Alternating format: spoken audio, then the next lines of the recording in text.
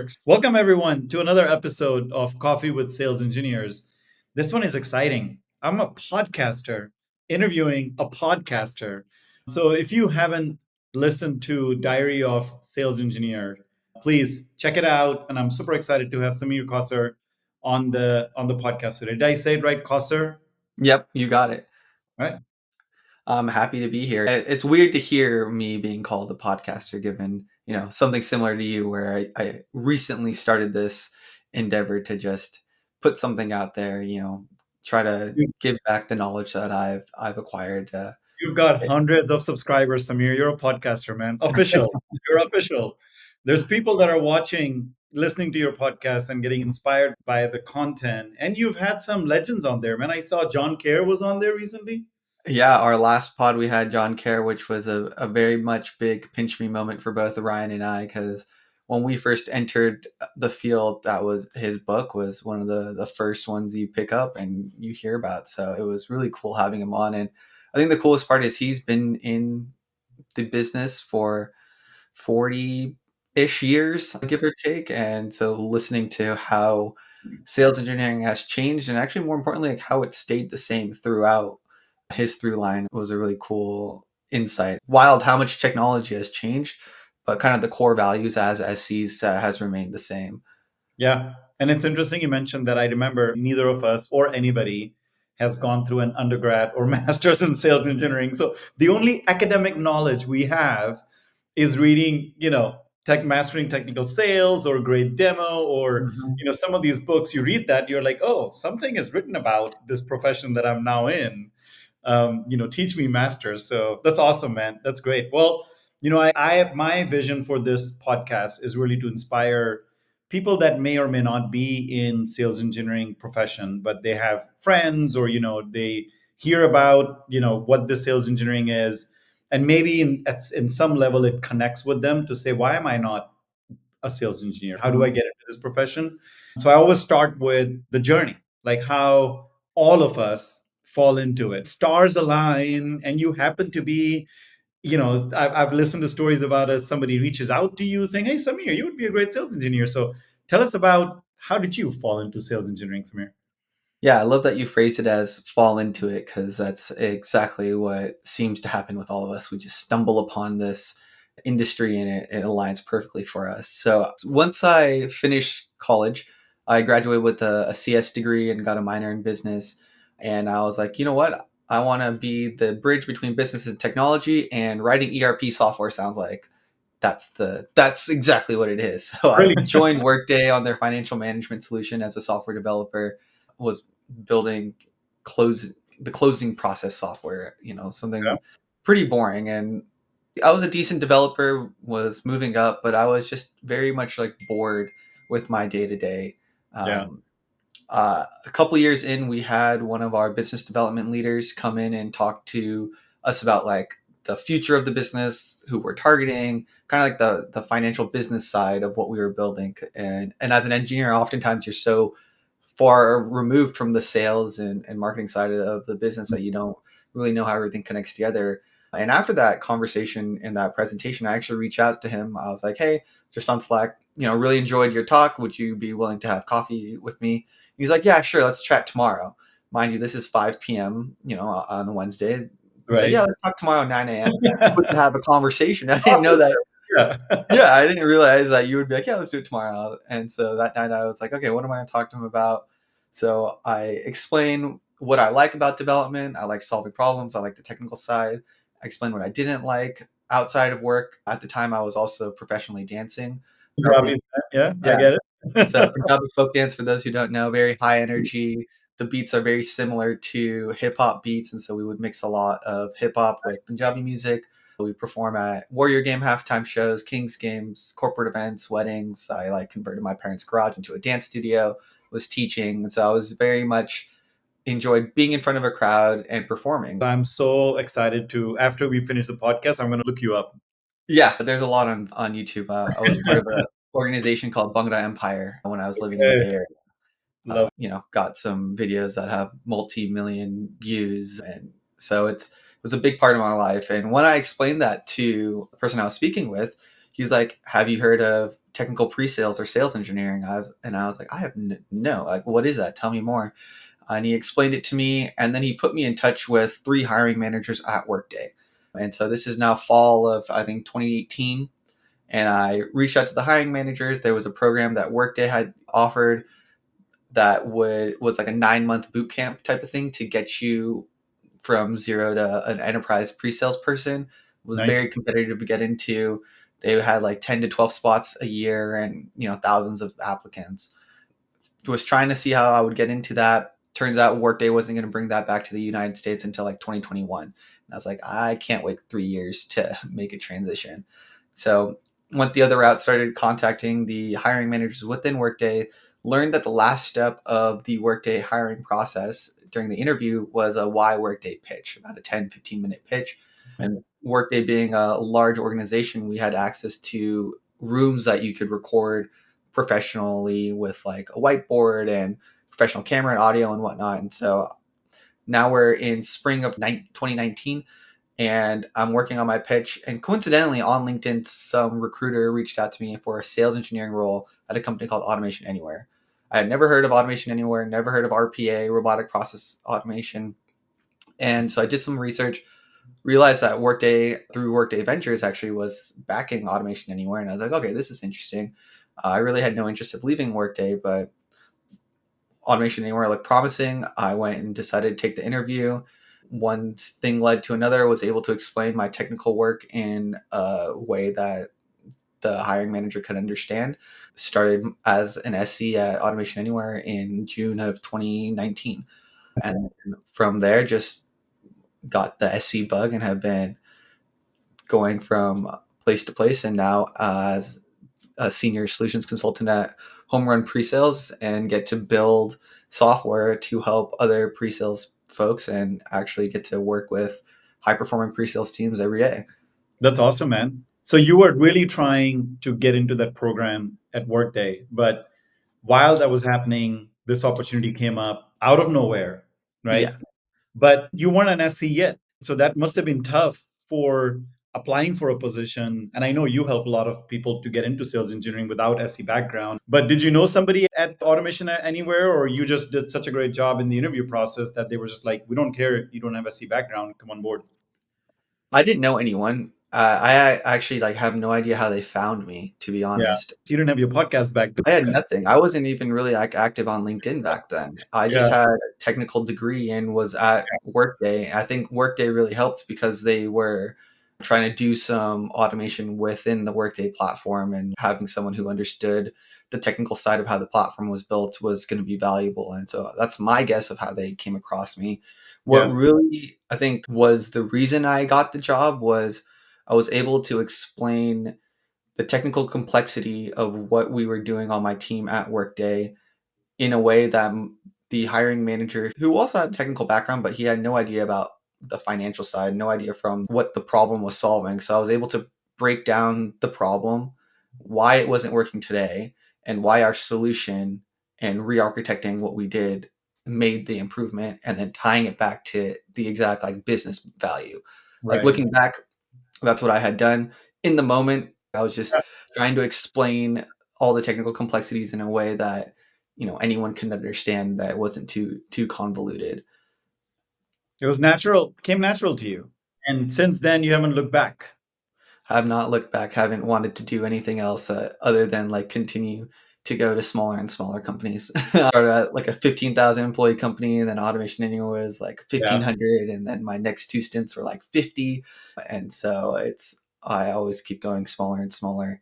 I was gonna say bigger and bigger impact. So that's Yeah. pretty amazing. And along the journey, you liked the profession so much that you started a podcast.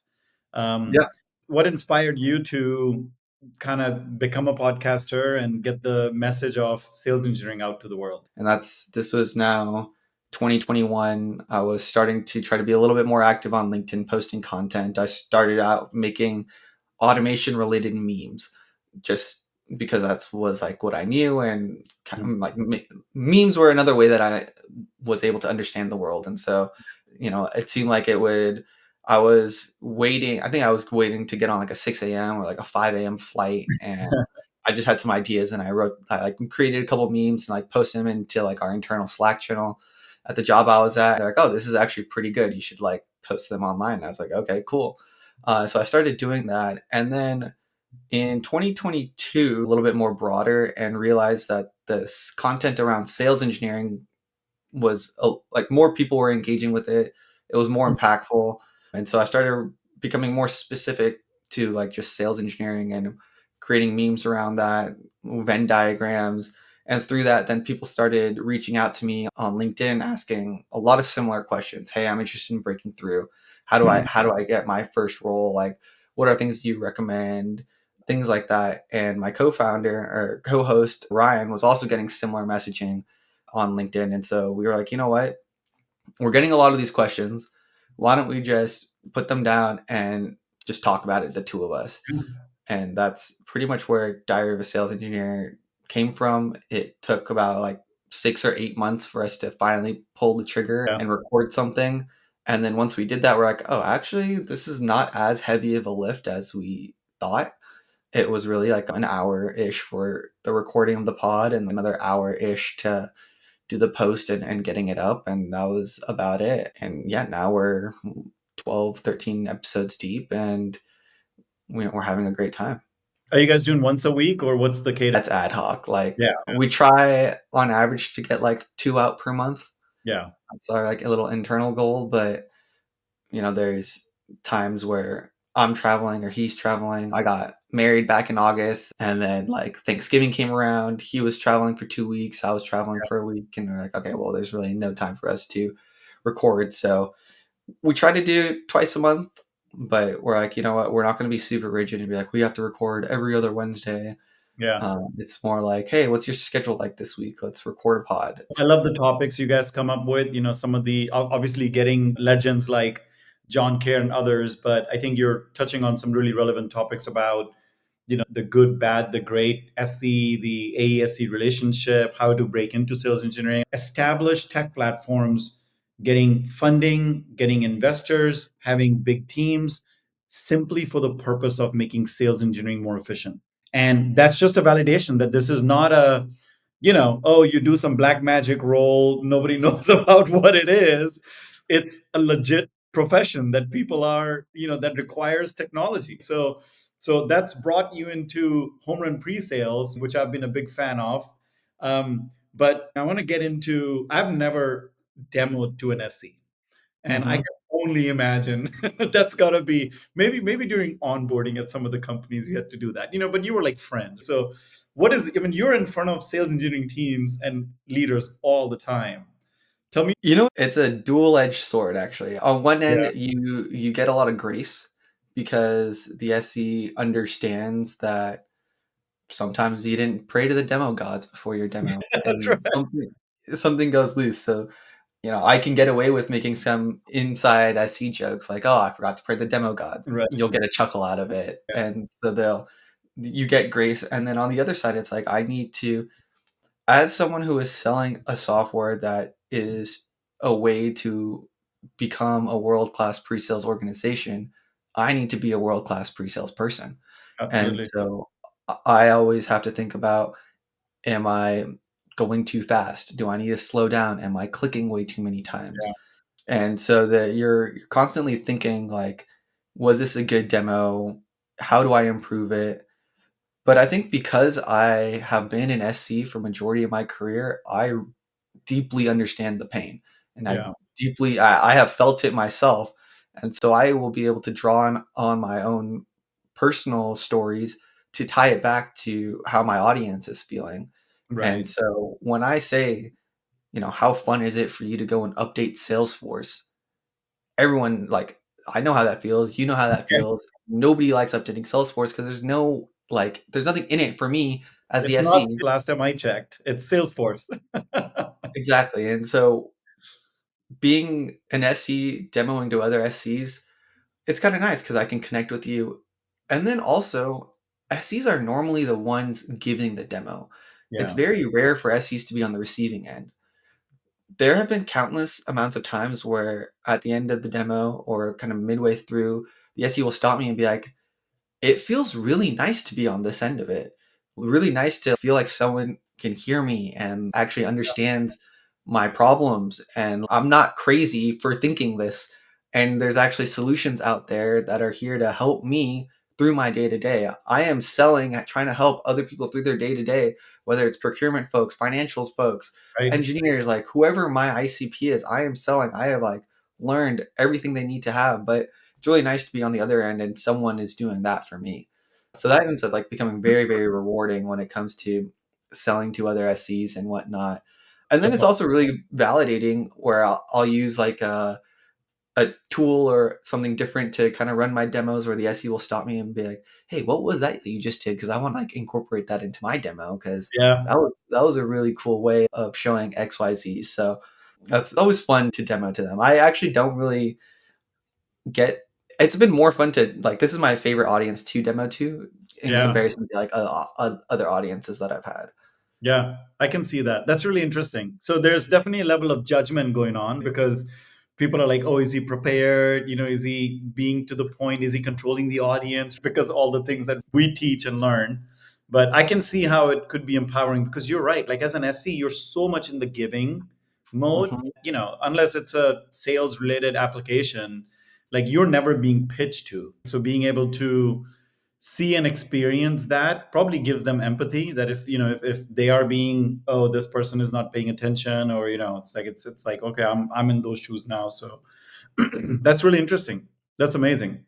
Yeah, and I also think it's really valuable as an SC to sit on the other side of that, to Yeah. be in the buyer's shoes, because like we are always guiding our buyers on how do you buy our product, Right. what's the whole buyer's journey, what are the ways you need to go and evaluate the product, but we never actually experience buying an application ourselves, because we're rarely brought into buying some type of new software for the company. So now when we have SC sitting on the other side and being buyers, that also is educational and enlightening for them to be Yeah. like, oh, now I understand why my buyer goes dark for 2 weeks. It's not that they've Right. gone dark, it's because procurement and legal, we're going back and forth internally with them, trying to push this over. But just because there hasn't been any motion for 2 weeks doesn't mean like it's dropped the ball. It's just that Right. there's a lot of internal things that are going on. Getting that experience is, I think, super valuable when you get to see what your buyers go through and see what it looks like to get an initial demo to actually closing the deal from the buyer's perspective. Yeah.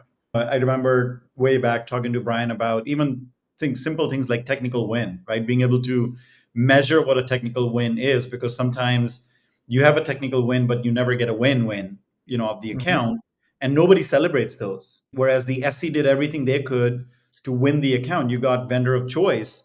That's the SC win, but it usually gets like, oh, we didn't win a deal, so it's like, baha, Doesn't mean anything. doesn't mean anything. So no, that's great. And I think it's amazing that you have found yourself to be at a company that's at the forefront of leading innovation for sales engineering, right? And obviously you're preaching the best practices, the use of more efficiency and operations, and all the things that would make SC teams more efficient. What are just top of mind, like what are some things you're excited about in 2025 and beyond, of I don't know, things that SCs will be able to do, how the profession is changing. Any thoughts on that? I feel like you guys are kind of leading the industry, right, into better sales engineering. I think for 2025, SE is realizing that they can also ask for tools for themselves. I feel like even when as an SE myself, I was always, I can make do with what we have. I don't need to ask for more because, we are the MacGyvers of SaaS. I don't know exactly who said that, but I very much resonate with it. It's Yeah. like, okay, I will jerry rig whatever we have, whether it's some internal API document plus our current demo stack, and like make this happen because the customer wants this particular use case. We can't support it, but I'm gonna like jerry rig something together, and Yeah. because of that, that makes us very strong and very powerful. But it also kind of diminishes us to go and ask for, hey, I want an application to make my life easier. It's like, oh well, we have this one, we have this one, and I'll put these all together and we'll make do. So Right. I think now, like 2025, with more and more SEs realizing that there is something built for them, they're going to have more and more courage to be like, hey, leadership, we need this. This is why we need this. And ultimately, it's going to improve our revenue. Like everyone wants to close more business. And if we go and invest in our SE team from training, from applications themselves, it's going to close more business and we're going to hit our numbers and everyone's going to be happy. Yeah. I think sales leaders need to acknowledge that. And I hope your prediction is right because 10 years ago, as SC leaders or SCs, we used to struggle with asking for SC headcount. And I feel we've come a long way. Most sales leaders understand that there's a direct correlation between the size of the SC team and how many deals you're going to close or the AESC ratio. Nobody kind of, most of the times, nobody pushes back on saying, I'm going to have one SC support 20 reps. And it's like, dude, you know what that's going to do. But I feel what you're saying is really this is now the next phase of that maturity of the profession where very few people are still questioning, do we need SCs, do we need the right amount of SCs or number of SCs, but it's about what tools do the SCs have. And I agree with you that even at most companies that I've been at, unfortunately, the biggest challenge I had as an SE leader was, even though I loved the technology, I didn't have a budget. I didn't have P&L. Mhm. And then I had to internally fight for, hey, should we invest in outreach or Gong or sales engineering? And it felt odd fighting for that because I'm like, those are apples to oranges. Like it should Yeah. not be don't get Gong and get home run pre-sales.